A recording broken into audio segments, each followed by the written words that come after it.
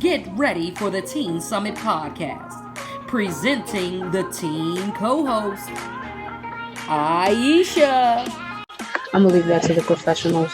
Jordan, Well, I wasn't really paying attention, so don't ask. Naye, Now I'm just like, where's the people? Antonio, Can't go from 100% to 5%. and presenting your host, Rachel Bernadette. Right? We're in there. All right.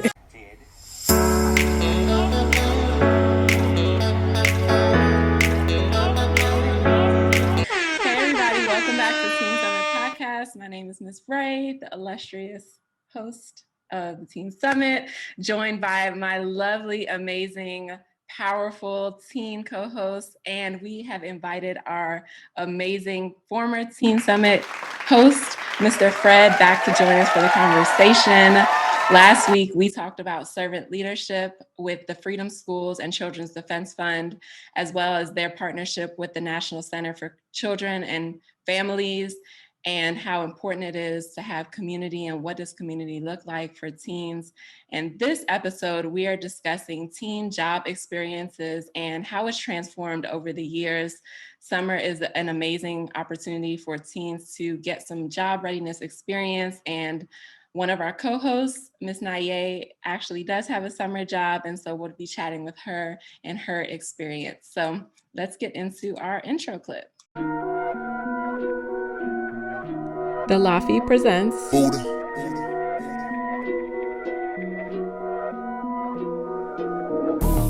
Teen Summit Podcast with your host, Miss Ray. Youth with passion.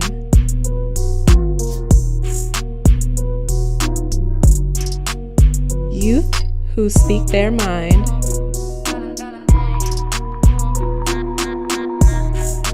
Listen to the voices of our youth. Youth who care.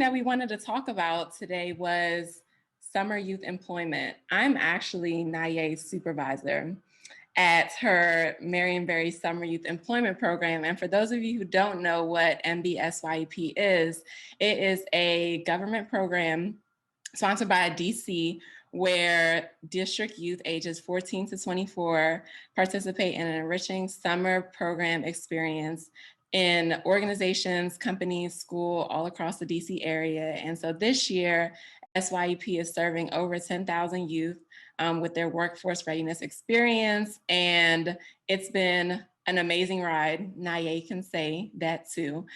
And so I was just curious, Naye, tell us a little bit, one, about what the process was like for you getting this summer job, and was it what you expected? I know it's been a little bit different because we're post-COVID, and this is the first time a lot of people are gathering in person for a job or even get this summer job. Okay. Well, I mean, I enjoyed it. Was it what I expected? Yes and no. Yes, because I did it last year, and like I know like job training and this and that. Because I mean, you have a choice between job training and like actually start working, and I think I chose job training, and because that's what I meant. Yeah, and no, like I wasn't expecting it.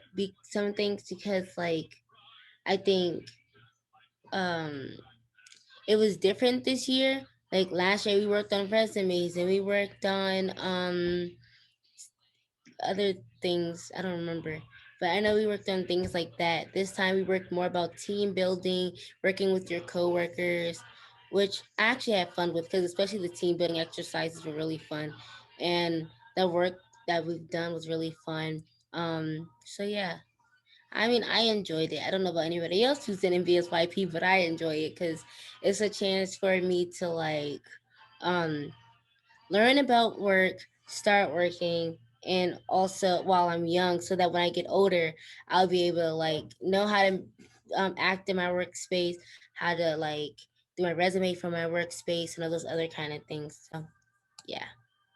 Yes, Naye is one of my outstanding youth employees, not to put her on the spot, but she is an amazing leader in the environment. And although Aisha, you did not get a summer youth employment program, well, job program with PG County, what was that process like for you, just even with the application? Because I know sometimes that might be intimidating for teens, like, oh my gosh, I have to submit all of these things. And Naye, I'm sure you can speak a little bit about that too. But Aisha, what was that like for you, for somebody on the opposite end who didn't get a summer job, but just the process and experience in general? To be honest, it was quite frustrating, mainly because, you know, because of COVID, it was kind of hard to like reach back to a lot of people, applicants. So, that part was kind of frustrating on my part, but it was quite interesting. Like I got to pick which kind of job I wanted to do with the SYEP program. And I was honestly very excited because a lot of things were virtual, but I did want to get out there, get back to normal. So it was fun, honestly. I had a good time because it was the first actual application that I put out for a job. So it was interesting, but unfortunately I couldn't get to do it, but the experience itself it was very informative and helpful. What made it fun? Like most people, when you think of job applications, it's kind of like, oh my gosh, I got to write this. But what did you learn about yourself as you were applying for the summer job? I learned how formal I could really be because, during applications for jobs, you have to be, I don't know, you have to like take things very seriously. So, in terms of my application, I learned how to set up my resume. I learned how to, do things the right way when it comes to like finding a job, like trying to look for which job fits you, putting in the right information that fits your schedule and how you want to work in the future. So I guess that was the fun part because it was my first time doing it, and I get to take that experience and learn from it in the future for like another time I try to apply for a job. So yeah. Naya, what about you? Like, what do you feel like you learned, or maybe things that surprised you about the application process and applying for a job? So when I first applied like last year, I was actually like not expecting all the steps. Like I didn't even know what a W-4 thing, like W-4, what was it, a W-4 form? I didn't even know what that was. I didn't know what a lot of the documents were. I knew my birth certificate was. I knew where with like my social security card, all that kind of stuff. But like there were documents that I had no clue about, and then I had to fill out. There's like all these like you have to do your banking, like how you want to get paid. You have to do like a whole process for that. You have to make sure you understand the banking process. You have to like all the other things. There's like so many things that you had to do. When I first did, I was just like, what? All of this? And there were like specific deadlines. I was just kind of like, and I wasn't really good with that last year. But this year, I kind of focused more, made sure I checked my email all the time, making sure I was like checking to see if I had any parts of it due, if I had to like check to see if there was like an orientation, because I was like, okay, when's orientation? I had to do orientation on time this time. Okay, like just looking for it, because the orientation, you have to go through this process online, doing little quizzes, making sure you like know how to act with your coworkers, this whole rundown. But I mean, it was kind of fun because I mean, even though when you hear like applying for a job, you hear like that's so much, it was actually pretty fun because like all the things you got to do and like you got to experience before you like do it as a like an adult. Because I know when I got my card for the first time, for last year, I was so happy because I was like, I get a credit card, or not a credit card, I got a debit card. I got a debit card and I was so happy. So yeah. I wanted to add that I didn't get as far as Nae did, but when the process, it was really fast. Like the application process, they just really took you step by step and really explained everything that needed to be there. And when it came to like putting my social security number, I was kind of iffy. I was like, should I put it there? Let me ask my mom about this. But it was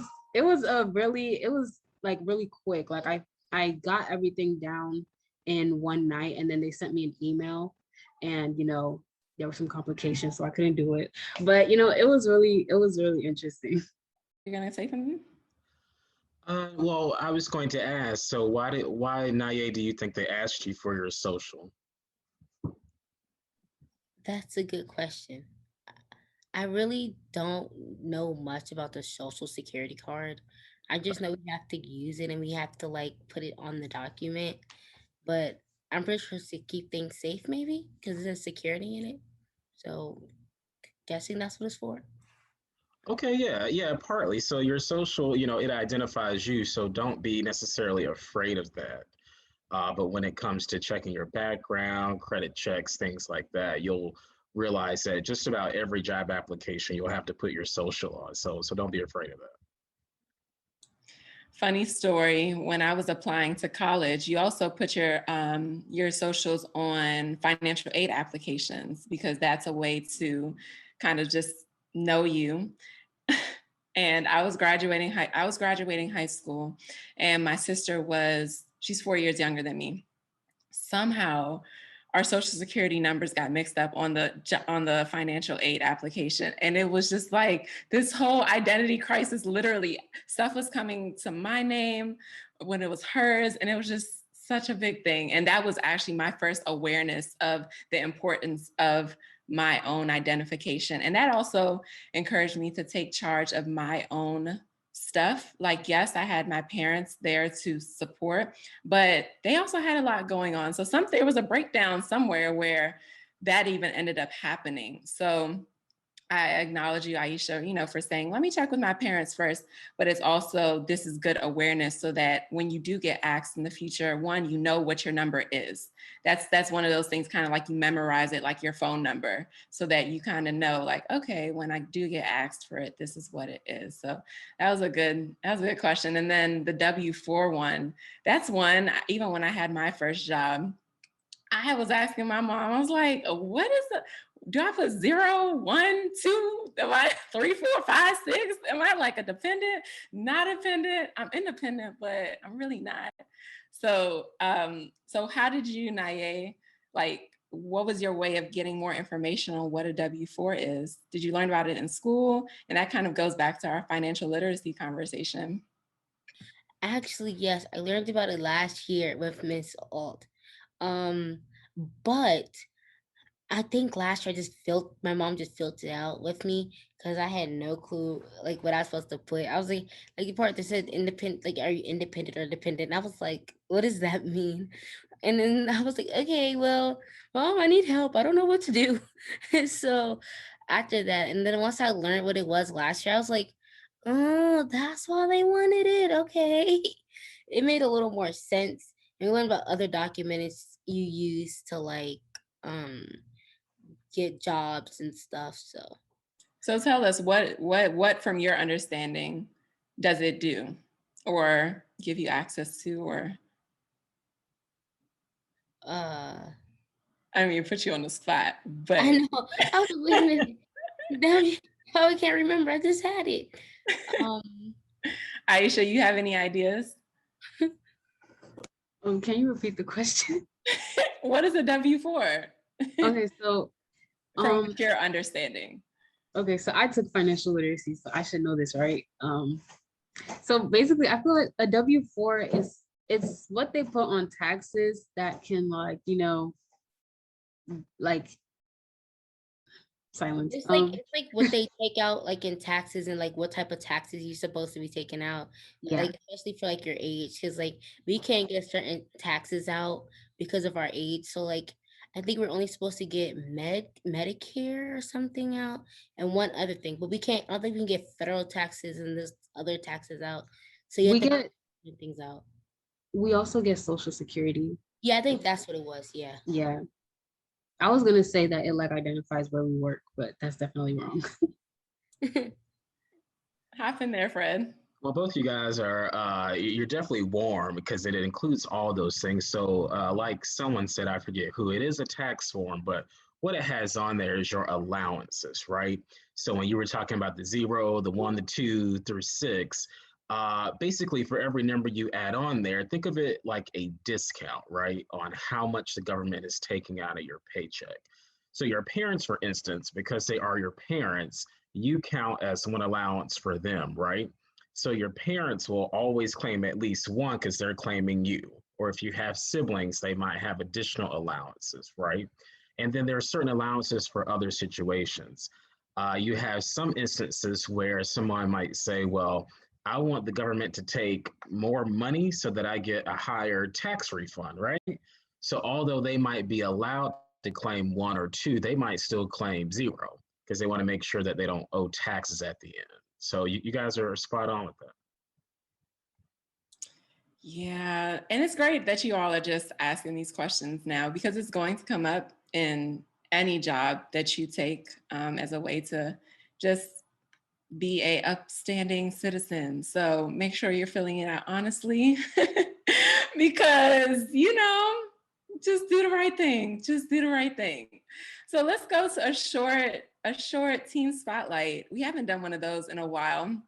And with school coming up and us participate, or you all just getting back into clubs and sports and things like that, I have my mentee, Brittany, on the podcast, who is a cheerleader. And so she would love to share her talents with us tonight. So, hey, Brittany, girl, you got the hair up? Okay.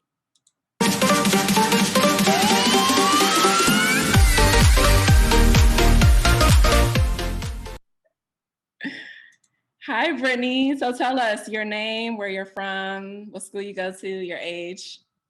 My name is Brittany. I'm 14 years old.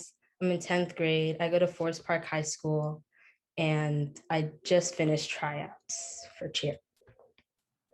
So tell us, when did we find out if you made it or not? Probably Sunday or Monday. Okay, well, let's just send Brittany some Spear Fingers energy, All right, so I'd love for you to just grace us with maybe something that you did at the cheer tryouts, whatever you want. Cheer's called Hype. HYPE. Hype is what you ought to be. Get hype. Do it, hype. Rock. And that's the cheer. Hey, I feel like I'm hype. Do it. Thank you. We might have to incorporate that into our teen summit kind of like chant. When the energy's getting a little dry, we'd be like, hype. Do it, hype. Thank you, Brittany.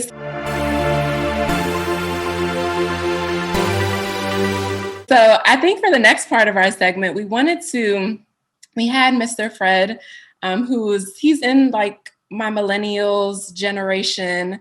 And we talked a lot about the last time we had him on the show, just how Gen Z and millennials, the things that are similar, things that are different.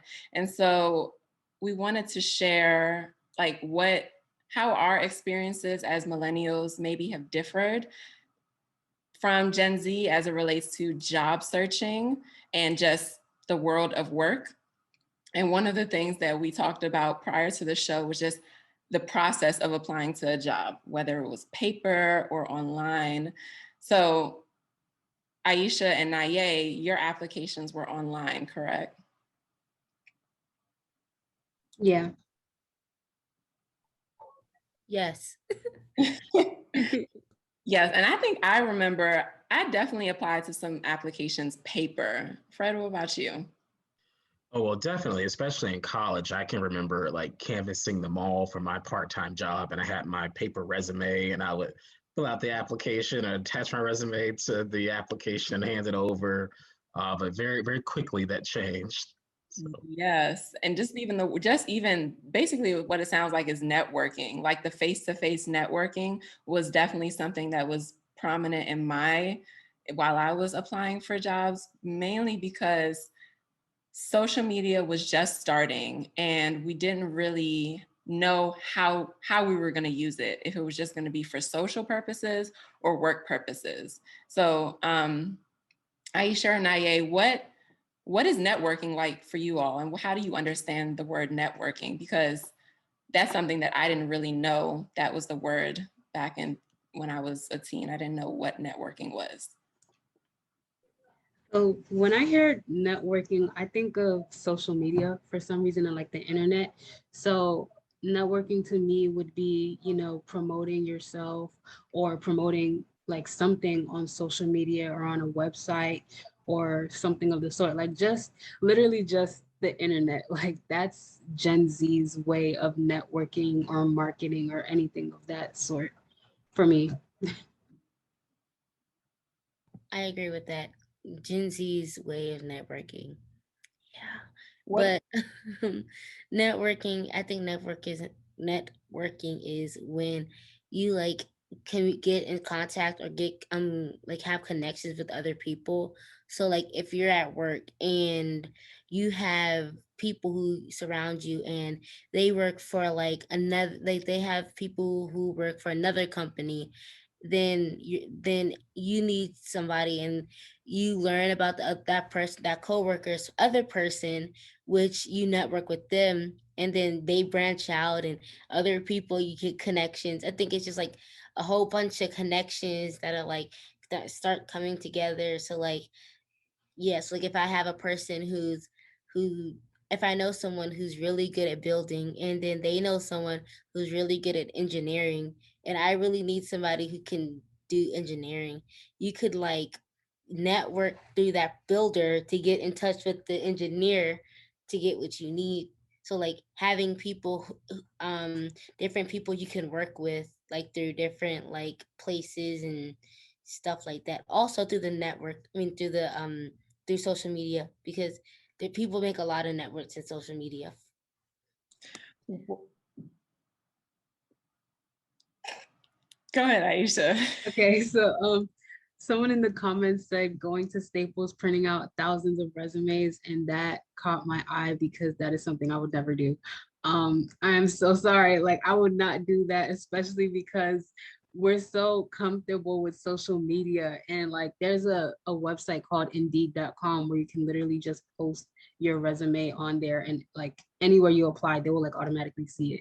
So I guess that's just one upgrade that Gen Z has and the millennials got like later in the years. But printing out thousands of resumes, that is crazy. well, I'll jump in there because Isha, you're absolutely right. But here's the catch. So how quickly can you get to your resume, right? So if you don't have it printed out, you at least want what we call a soft copy. So either in your email, I know thumb drives are going away too, but if someone says, hey, you have your resume, the quicker you can get them the resume, the quicker you might get that job. So it's not, physical paper anymore.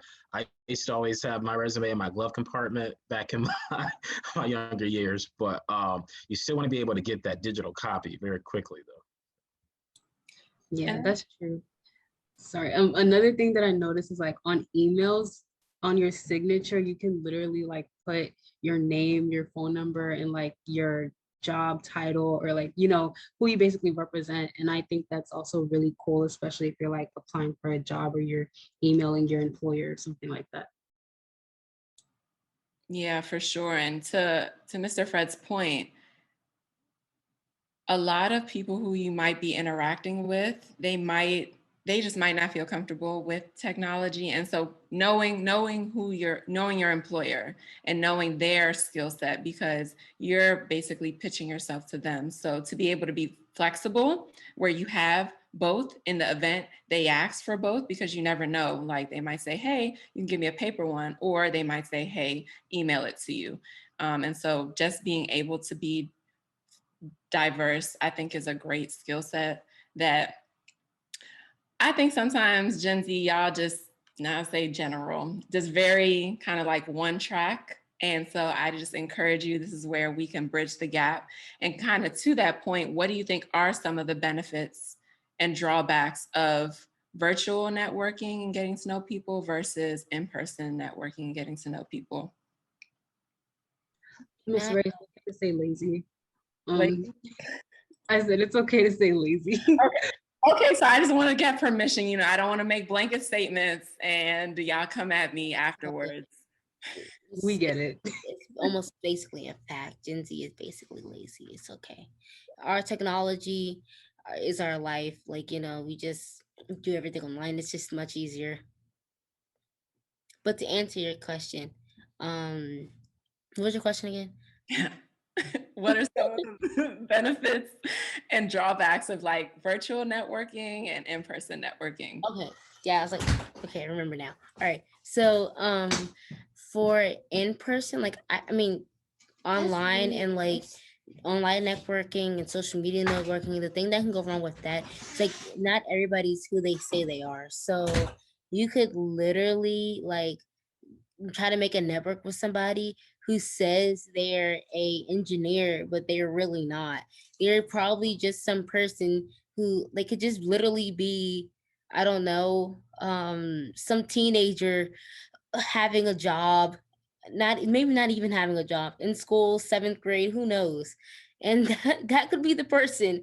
And you really think you're hiring an engineer, and you're really not. You're just hiring some 7th grader who's soon gonna be like, so just by the way, I'm just a 7th grader. Or you get in touch with them and then you're like, who is this kid?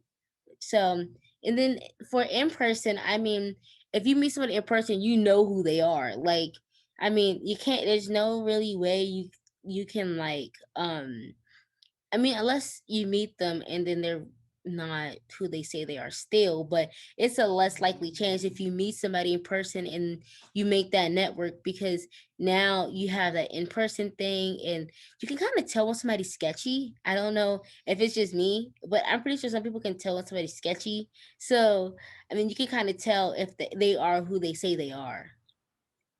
Yeah, I agree with Naye. Like I can catch a vibe really quick, like just by talking to you in person. So I feel like that in-person interaction is like really important because like someone in the comments said, you can't tell your personality online. Like it just won't work. And a lot of people are catfishes. Like a lot of people can lie, a lot of people can say what you want them to a lot of people can say what you want to hear, but not really what the case may be. So I feel like virtual networking has a lot more cons than in-person networking, and it just a lot of things can go wrong. So what holds, from a team perspective, what holds you back from wanting to step out to, and let's not even say the word networking, from going out and talking to people, because that's what networking is in a sense. It's just going out and talking to people and having conversations. So from a team perspective, what stops you from going out there and meeting people versus having more of an inclination to do it online? Introvert. That's like the one word I can honestly come up with. Being an introvert, or being like having social anxiety, or just being shy, like in general, like all those stuff can really stop a person from going out and marketing themselves, or just like talking to people, or even wanting to step outside the house. Like it can really play a huge effect on how you choose to go through your walks of life. I also think that like with us being teens, there's so much going on like with teens these days. So with there being so many things going on with teens, like anxiety, social anxiety, uh, everything that Aisha said, because like I feel like people feel safer somehow on the internet because they don't have to actually um see that person in person. They could be whoever they want to be and be whatever personality they want to be to meet other people, even if it's like them being brave as a facade, and they're just like, okay, well, I'm gonna be brave, and so let's just text this person and see how they're doing. Let's network with them. But then if you go in person, you have to talk, and you have to some kind of, you can't really just, okay, I'm gonna be brave. It doesn't always work that way, because if you have anxiety, you won't let yourself do that. So I think that's like the thing about teens. I mean, I'm good with meeting people in person. I don't mind. There are other people who do, so.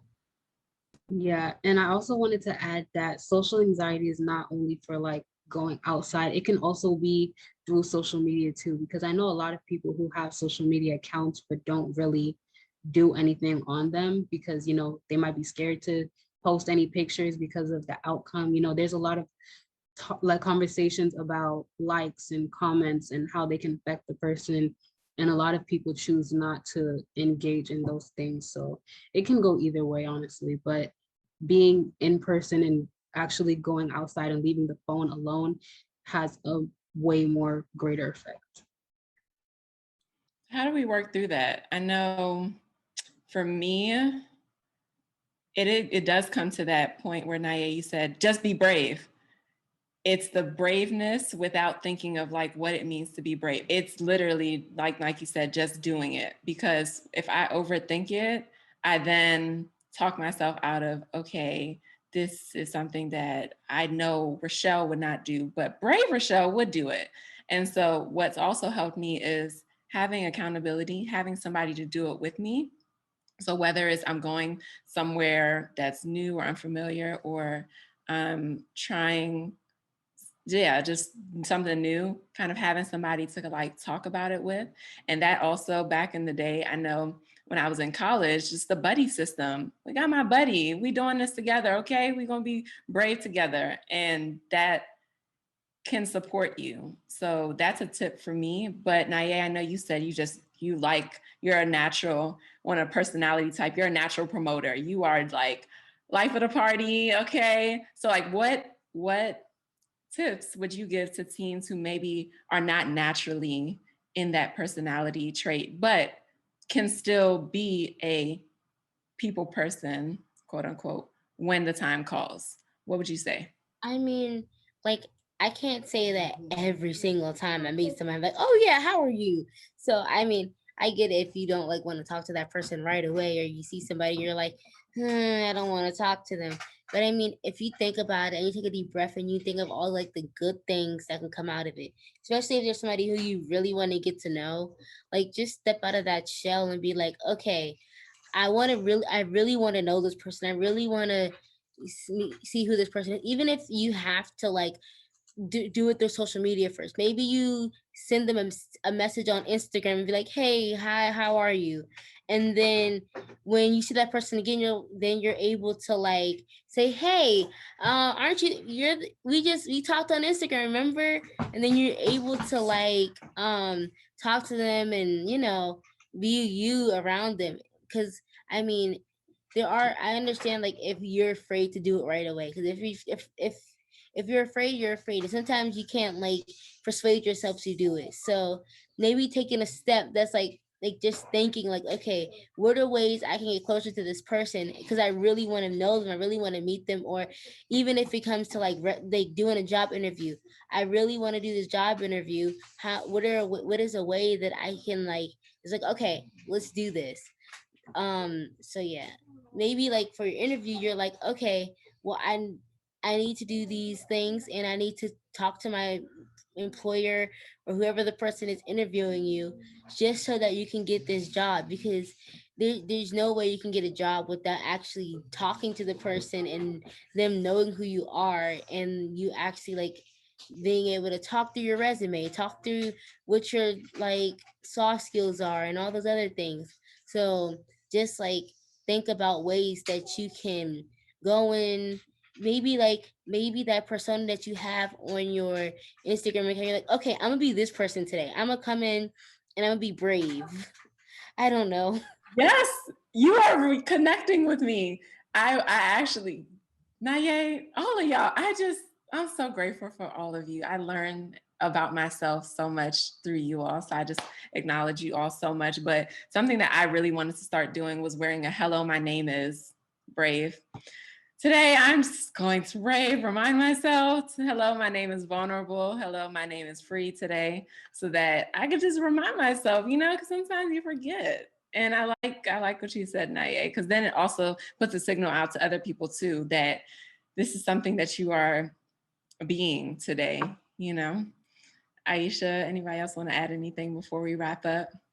Well, I'll jump in there real quick. I'm impressed that you said social anxiety. That's actually a real thing. And as someone who dealt with that, what I challenge you guys to do is pretend that the person you want to talk to had a bag of $1 million, right? And all you had to do to get that bag is have a conversation with them and introduce yourself. Now, would you find that easier to talk to them if you knew that they had $1 million to give you? No. Yeah. No. Someone said I no. mean, if they really have that, if they're really giving me the money, No, because I feel like talk to them. there's a catch. Like there's something underlined that, that just isn't being talked about. Like you're just telling me, okay, talk to me in order to get this money. And yeah, I want to get the bag, but what do I have to do? Like, because I know, like, what are we talking about? Why do you want to have a conversation with me? Like, what is it about me that you want to talk about? Like all those things go into, every single thing that you do, you have to focus on the why. Like Miss Ray said, like, why am I doing this? What am I getting out of it? What is the result? Like, what will come back to me? Like you have to really think about all those things. And yeah, it's easy to get $1 million, but is it the right way? Well, you answer all your own questions, Isha. And because if you have to convince that person, why should they get to know you? Why should they talk to you? You answer all those questions in your conversation with the person, and that is the catch. That's the catch. So you're spot on. So that helped me. I actually didn't think about it that way. Answering your own question by talking to the person. That's actually interesting. Yeah. So dope. Y'all are so amazing. Okay. Well, this was, oh man, I think we need a part 2 because there are some other things that we wanted to talk about, but so grateful for all of you. And for those of you who will listen to the replay, pick up on these gems, and although summer is the time for summer jobs in that sense, there are many opportunities to start preparing for a job without even getting the job. Just the simple things that we started talking about today, networking, being able to have conversations with people maybe that you don't know that will already have you in a space that when the job opportunity comes, you're ready. One of my mentors always says, stay ready so that you don't have to get ready. And so when you stay ready, you don't got to get ready. And that's something I'm trying to practice too. So I'm so grateful for all of you. Today is the last show for the next month. We are going on a just short break. School is about to start, and we are giving our co-hosts an opportunity to just get some R&R.